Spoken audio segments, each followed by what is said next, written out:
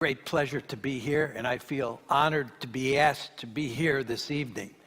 Let me start by saying that I agree completely with both what Cecilia said and what Carl said about the fact we live in a very dangerous world today.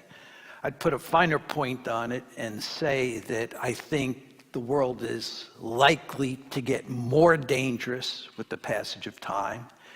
And number two, I believe that the world that we are moving into is more dangerous than the Cold War was. And of course, the Cold War was dangerous, but there's bigger trouble ahead.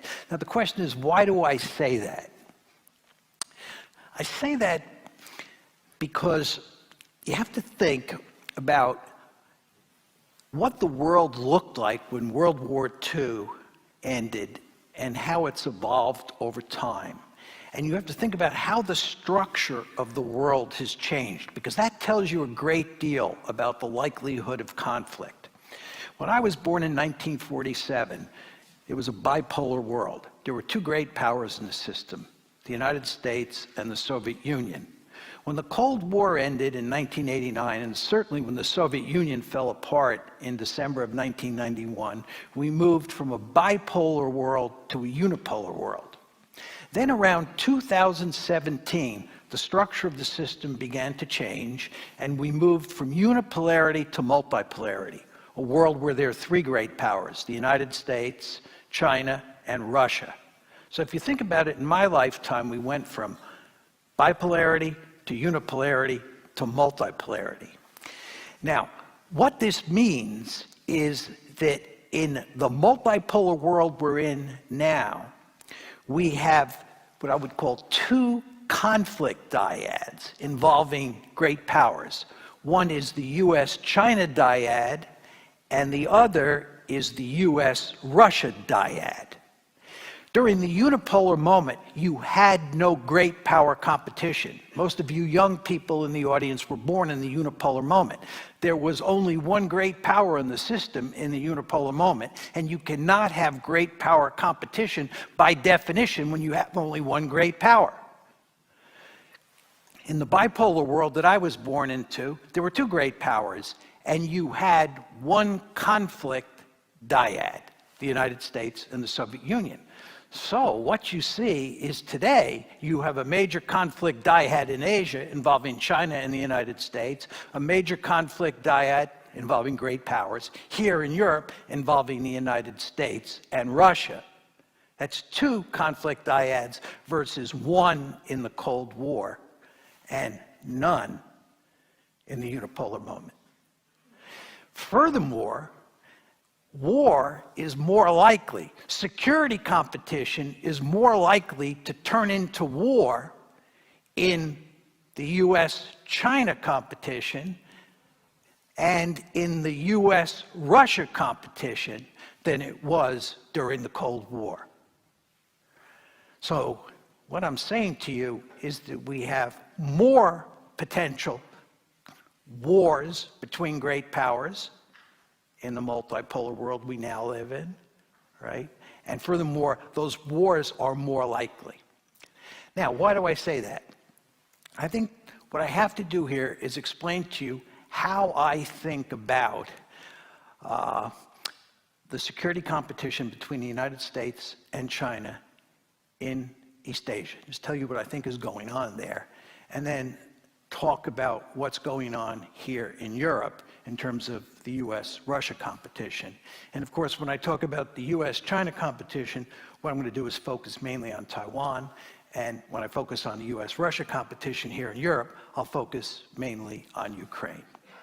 And what I'm going to try and do is convince you that these are really dangerous situations. Now, with regard to the US-China competition, what's happening here is that China is a peer competitor of the United States. If you were to rank order the three great powers in the system now, the United States remains the most powerful state on the planet. China is a close second, and there's great fear in the United States that they will eventually overtake us. And Russia is a distant third. Russia is a weak great power. There are a number of people who argue it shouldn't even be considered a great power. People should argue that we're in a bipolar world today that involves just the US and China. I don't agree with that. I think Russia is a great power, but it's the weakest of the three great powers. China's a potential hegemon. It's a potential hegemon in Asia. China is growing very powerful. And in international politics, when you grow very powerful, the ideal situation is to dominate your region of the world. It's to be a regional hegemon and to make sure that no other country on the planet, really no other great power on the planet, dominates its region of the world the way you dominate yours. And of course, the paradigmatic example of this is the United States of America. We are the only regional hegemon in the world. We dominate the Western Hemisphere. No American goes to bed at night worrying about any other country in the Western Hemisphere attacking us. Why? Because we are Godzilla. In the international system, you want to be Godzilla, and you want to make sure you're the only Godzilla on the planet. Well, the Chinese have figured this out. The Chinese want to dominate Asia the way the United States dominates the Western Hemisphere. The Chinese know full well what happens to you in international politics when you're weak. They call it the century of national humiliation. It runs from the late 1840s to the late 1940s. They were weak, and when they were weak, they were taken advantage of.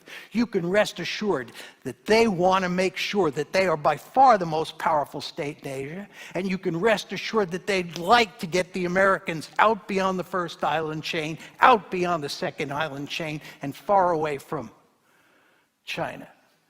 It's the best way to survive in international politics, to be a regional hegemon.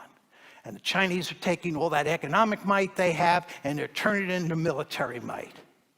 Now, how are the Americans reacting to this? It's very clear. The Americans do not tolerate other regional hegemons in the system. The 20th century shows this very clearly. The United States played a key role in putting Imperial Germany, Imperial Japan, Nazi Germany, and the Soviet Union on the scrap heap of history. We had no intention of letting any of those four countries dominate either Europe or Asia. You can rest assured, we have no intention of allowing China to dominate Asia. And in fact, we're not going to pursue a pure containment strategy. We're going to pursue a rollback strategy as well. We're going to try and weaken China the way we weakened the Soviet Union during the Cold War. We have our gun sights on the Chinese. The Chinese, of course, fully understand that, and they're going to great lengths to try to deal with us. And at the same time, as I said to you, the Chinese have a deep-seated interest in achieving regional hegemony. And the more powerful they grow economically, the better off they'll be at developing the military capability to achieve regional hegemony. This is why, of course, the United States is trying to slow down Chinese economic growth. So what you have in East Asia is an intense security competition between China and the United States. And the principal focus is on Taiwan. And Taiwan is a really dangerous situation. There is no analogous situation in the Cold War. The 1947 to 1989 Cold War. Berlin was not the equivalent of Taiwan. Why is Taiwan so dangerous? Taiwan is remarkably dangerous because, number one, the Chinese consider it sacred territory and they desperately want it back. Number two, the Americans believe firmly that for a variety of reasons, it's important that we not let China take Taiwan because it has great strategic value for us. So what's happening here is that the United States is now moving closer and closer to Taiwan. The Nancy Pelosi visit's just one indicator of how we're moving closer and closer to Taiwan. And this, of course, enrages the Chinese because this is sacred territory. This is nationalism at play. The Americans are preventing us from getting Taiwan back. So you have a lot of tension. And then the third reason is it's easy to imagine a Cold War in East Asia turning into a hot war over Taiwan because it would be a battle over an island in a huge body of water. During the Cold War, when Carl and I were young, it was hard to imagine starting a war in Central Europe because you had two massive armies with thousands of nuclear weapons in their inventory. And if those massive armies crashed into each other with all those nuclear weapons, we probably would have all gotten incinerated. So when we ran war games during the Cold War, it was very hard to get a war going in Europe because everybody understood what the consequences would be. It's much easier to imagine a war breaking out over Taiwan. It's a small island out in the middle of a large body of water.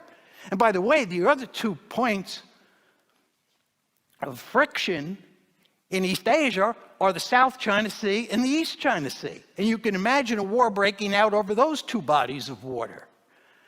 So you see the different scenarios between the Cold War, Central Europe, and the new Cold War in East Asia between China and the United States over Taiwan or the South China Sea or the East China Sea.